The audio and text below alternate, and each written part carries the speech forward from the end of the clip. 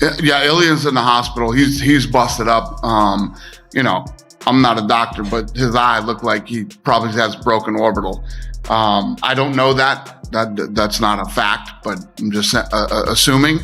And my plans for him are to go home and rest and recover and take his time. And you know, tonight was a rough night for him. I just want to make sure he's healthy and good, and not even thinking about him fighting again. Just want him to go home and relax and rest and heal.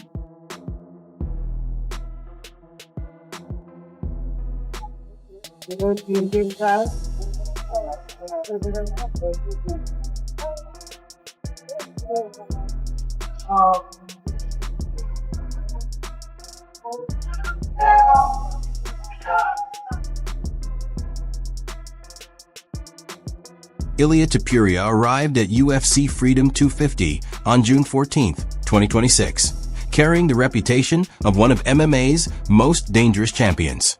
However, his fight with Justin Gaethje took an unexpected turn. The defeat was only part of the story, as the punishment he absorbed raised serious concerns about his condition. Dana White later confirmed that Topuria had been hospitalized amid reports of facial and orbital injuries. As more details emerged, fans and fighters began questioning the full extent of the damage. What was expected to be another major statement from Topuria instead became one of the most talked about nights in recent UFC history. The main event was the greatest fight of all time. It literally was the greatest fight of all time. Because the guy that won it, Justin Gaethje, was in many books 6-1 favorite, 6-1 underdog rather, which is crazy odds for a guy that was a interim lightweight champion, fought the best of the best, one of the best to ever do it, BMF champion. I mean, just super durable, real dangerous guy. And that's how good Ilia Topuria is. That's how good Ilia Topuria is. Ilia Topuria, in many people's eyes, is the most skilled of the new generation, and the new generation is the most skilled of all time. And Ilia was like the top of the mountain. And most people thought that he was going to be too much, and he was too much for a while. And he almost took Justin out in the second round. And then Justin rallied. And then Ilia, it looked like he got really damaged in either the first or the second round, and he was having real trouble seeing out of one of his eyes.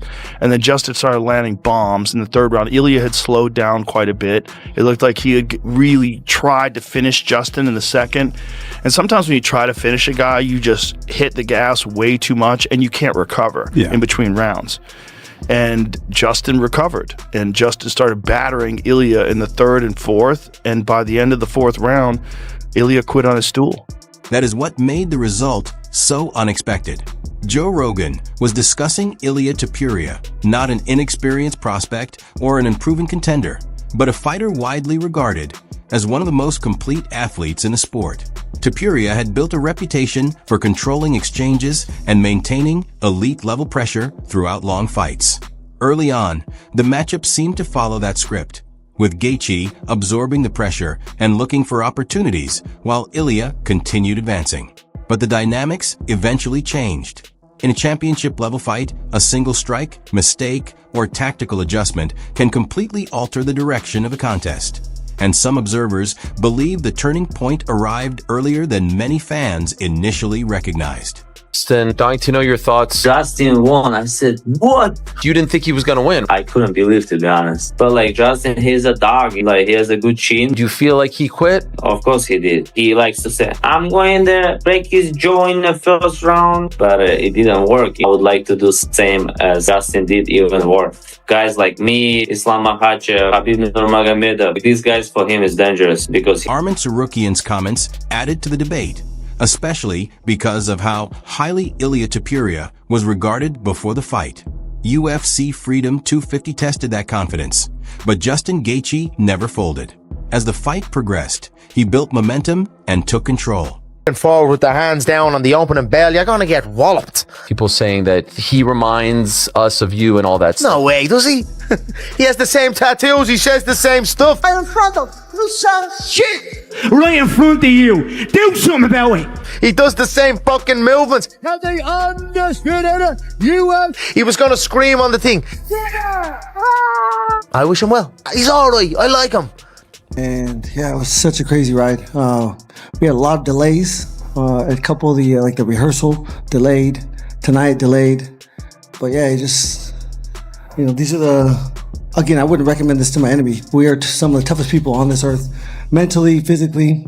All these guys up here and all the guys that lost tonight. We, and me specifically, I've said it from day one, I'm a promoter's wet dream.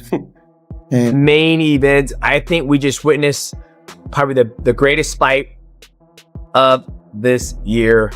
Ilia Topuria taking on Justin Gaethje. Now I'm gonna start off right here. I was one who picked against Justin Gaethje. When you look at Justin Gaethje's previous fights, when he's fought Dustin Poirier, when he's fought Charles Oliveira, when he's fought Khabib Nurmagomedov, when he's fought Eddie Alvarez, Justin Gaethje gets dropped. He gets dropped and he gets finished. I mean, that got put to sleep. So Ilia Topuria is a specialist in getting to that sweet spot where he gets to and throws a beautiful combination. And right off the rip, the one thing that gets Ilia Topuria in trouble is when he walks to the edge of his opponent's range and takes a shot. And he leans back. Ilia Topuria is on his feet. He's a boxer. He's not moving athletically. He's not moving side to side. He's not throwing push kicks. He's not throwing really high kicks. He's not looking to clinch. He can clinch. He can wrestle, but he likes to go about his fights with his hands and getting himself to the right distance. Right off the rip, he goes straight into Justin Gaethje's right in his face, and Justin Gaethje has an interesting jab. It's almost like a cat jab. It's like, He kind of jabs down. And he was being successful with hitting Ilia Topuria. And Ilia Topuria didn't really respect Justin Gaethje's power. He didn't really respect how Justin Gaethje was able to, withstand his power and how durable Justin Gaethje is. Now, I think Justin Gaethje said something very, very powerful in there. I'm glad they didn't stop it. They go to the fourth round. Once again, Justin Gaethje jumps right on Ilia Topuria, which is smart, just because you want to get his hands busy. If you get Ilia Topuria's hands busy, then he can't rip the body. He can't get that beautiful jab going off. He can't go 1-1-2 or 2. So Justin Gaethje jumps right on Ilia Topuria, starts banging out the knees and on the leg, and he does a beautiful body shot. This wasn't about hype or publicity. The key issue was Justin Gaethje's understanding of timing, distance, and positioning. Topuria normally thrives by staying close, forcing reactions, and creating openings. But against Gaethje, every exchange carried serious risk. Justin only needed a brief opening to land something damaging, and over a 5-round fight, those opportunities can accumulate. With jabs, leg kicks, body attacks, and non-stop pressure adding up, the later rounds became more about survival. And that is exactly the kind of environment where Gaethje is most dangerous. He couldn't see out of either eye. He had got kneed into the body real bad when he was on the ground. Justin had him down with his two hands and just smashed a knee into his rib cage, and he could see him go like that. And that was the end of the round. And then he had to retire on his stool. And you think he broke a rib? That probably could have happened, but I think maybe more significantly was the eye damage. Both of his eyes were swollen shut. His nose was fucked up. He'd taken so many punches to the face, and it looked like perhaps orbital damage, like maybe he had a fractured orbital, because his whole thing had just swollen up on both sides. He was unrecognizable. And, the guy hung in there as long as he could. But when you can't see, you can't see. And when you're that battered, sometimes it's smart to stop. And he's a very smart guy. And I think he realized, I can't defend myself right now. The discussion quickly shifted from victory and defeat to fighter safety. Reports of eye and orbital damage raised serious concerns because pain and fatigue can sometimes be overcome, but impaired vision creates an entirely different danger.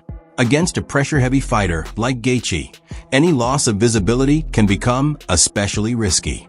As more details emerged about Topuria's condition late in the fight, questions about how badly he was compromised only became louder.